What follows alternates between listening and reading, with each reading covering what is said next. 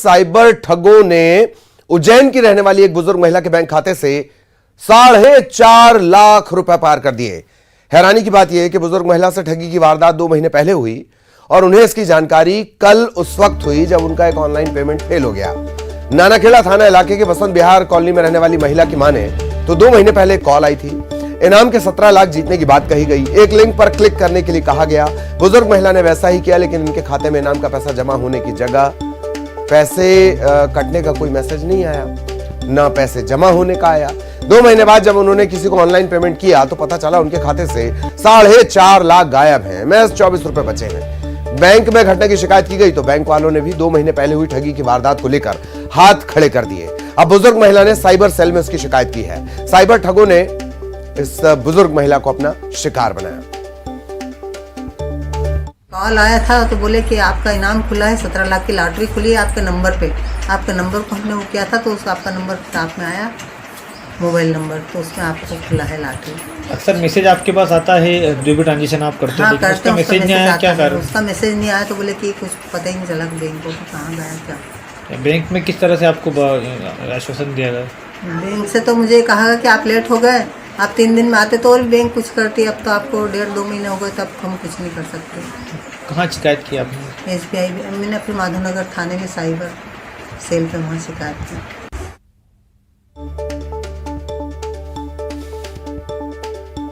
तो 2 महीने बाद जब ऑनलाइन पेमेंट ये किसी को कर रही थी, वो फेल हुआ, तब पता चला कि खाते में 4.5 लाख 24 रुपए नहीं है, सिर्फ 24 रुपए हैं। उज्जैन से संवाददाता अजय पटवा हमारे साथ जुड़े हुए हैं। अजय, 2 महीने बाद 4.5 लाख गायब होने का पता चला। साइबर सेल के पास कोई जवाब, कोई आश्वासन? जी देखिए, ये उज्जैन के बसंत विहार की रहने वाली सपना शर्मा है। इनके पास में जो है ऑनलाइन फोन आया था कि आपको जो है इनाम खुला है। इसको लेकर जो है सपना शर्मा ने जो है उनकी लिंक पर जैसे ही क्लिक करा तो वो पैसे उनके अकाउंट से सेंड हो गए थे।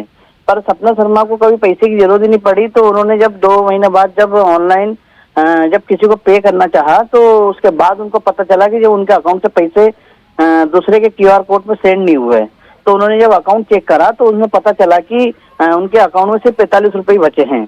तो इसी के बाद जो है सपना शर्मा को पता चला और इसके बाद सपना शर्मा ने जो है साइबर सेल में शिकायत की। अभी फिलहाल बैंक में भी गई थी। बैंक ने कहा कि आप यदि उसके 2-3 दिन पहले ही आप शिकायत करती तो संभव था कि जो पेमेंट है वो रिकवर किया जा सकता था।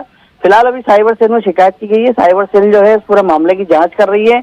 अब साइबर सेल का भी यही कहना है कि इतने समय बाद शिकायत की गई है, क्योंकि जो ऑनलाइन ठगी होती है इसमें पेमेंट मिल पाना बड़ा मुश्किल होता है। तो इसको लेकर साइबर सेल अब जो है जिस नंबर से पेमेंट घटा है उसकी जांच कर रही है। जी चलिए, धन्यवाद अजय इस तमाम जानकारी के लिए।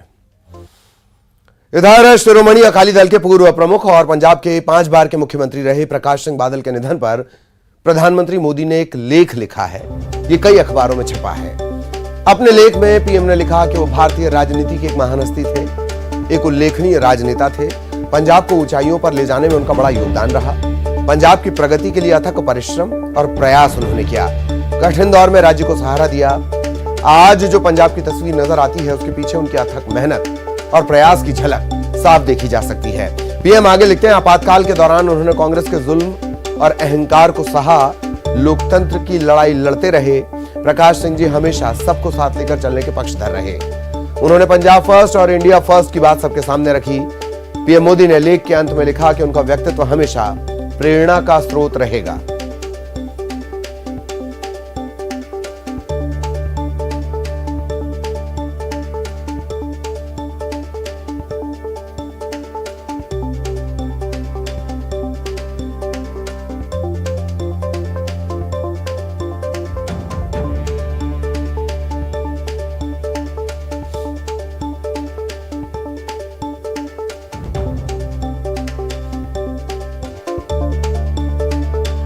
प्रधानमंत्री नरेंद्र मोदी ने यह लेख लिखा है। तो एक बार फिर आपको बता दें, शिरोमणि अकाली दल के पूर्व प्रमुख और पंजाब के 5 बार के मुख्यमंत्री रहे प्रकाश सिंह बादल के निधन पर प्रधानमंत्री मोदी ने यह लेख लिखा है। कई अखबारों में आया है। अपने लेख में उन्होंने लिखा कि वो भारतीय राजनीति के एक महान हस्ती थे, एक उल्लेखनीय राजनेता थे। पंजाब को ऊंचाइयों पर ले जाने में उनका बड़ा योगदान रहा। पंजाब की प्रगति के लिए अथक परिश्रम और प्रयास उन्होंने किया। कठिन दौर में राज्य को सहारा दिया। आज जो पंजाब की तस्वीर नजर आती है, उसके पीछे उनकी अथक मेहनत और प्रयास की झलक साफ देखी जा सकती है। पीएम ने आगे लिखा कि आपातकाल के दौरान उन्होंने कांग्रेस के जुल्म और अहंकार को सहा, लेकिन लोकतंत्र की लड़ाई वो लड़ते रहे।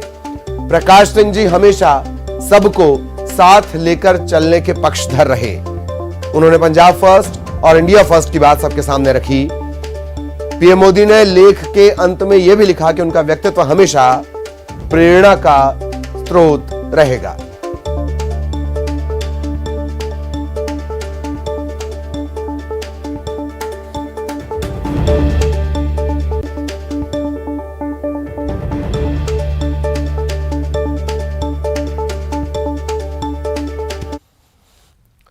खबर कवर्धा से वन क्षेत्र में अवैध कब्जे पर बुलडोजर चला है। वन विभाग ने पक्के निर्माण भी खाली करवाए हैं। आवास बनाकर कब्जा करने की कोशिश थी। रेंगाखार और खारा वन क्षेत्र का यह पूरा मामला है। अतिक्रमणकारियों को नसीहत भी दी गई है।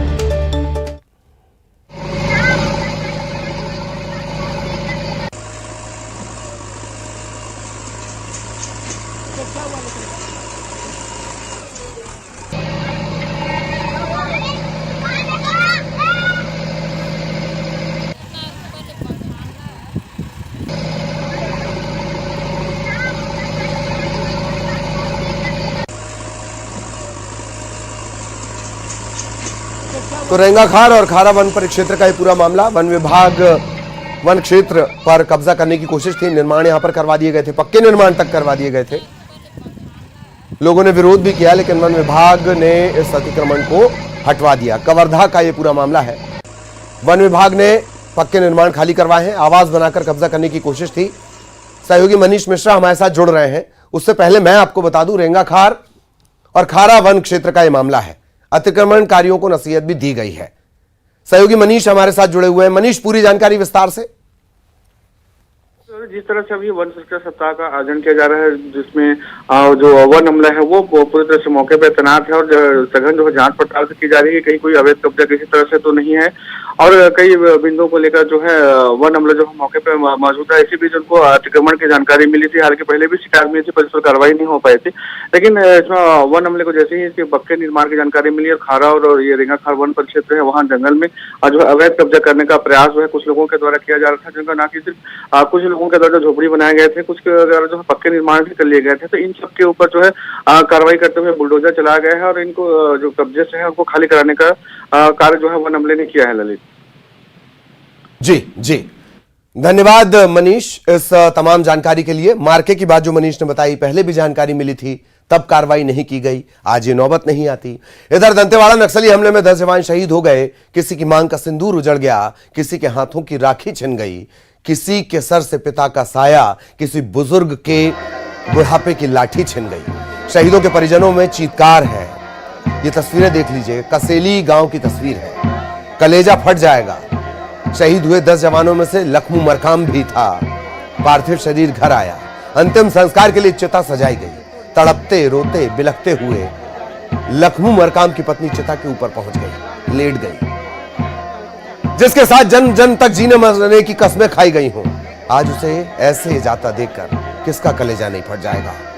जिन्हें सही सलामत भेजा था सुरक्षा के लिए, सूबे की सुरक्षा के लिए, लोगों की सुरक्षा के लिए, सड़कों की सुरक्षा के लिए, वो आया तो टुकड़ों में, किसका कलेजा नहीं फट जाएगा। सतीश हमारे साथ जुड़े हुए हैं। सतीश, सबसे ज्यादा रुलाने वाली तस्वीर।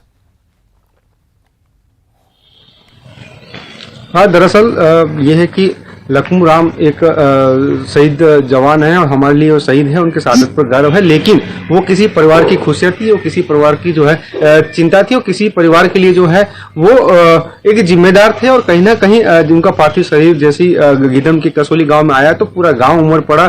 पूरे लोगों की आंखों में आंसू था। और जैसे ही चिता पर जो है पार्थिव शरीर रखा गया तो उनकी जो पत्नी है वो चिता पर लेटकर रोना शुरू करी, क्योंकि उनकी आंखों में कहीं ना कहीं भविष्य की चिंता थी, परिवार के पालन पोषण की चिंता थी, उनकी तड़प, उनकी बेचैनी जिनको शब्दों पर बयान नहीं की जा सकती है। यही जो है 10 जवान शहीद हुए हैं, सबके परिवारों का यही हाल था।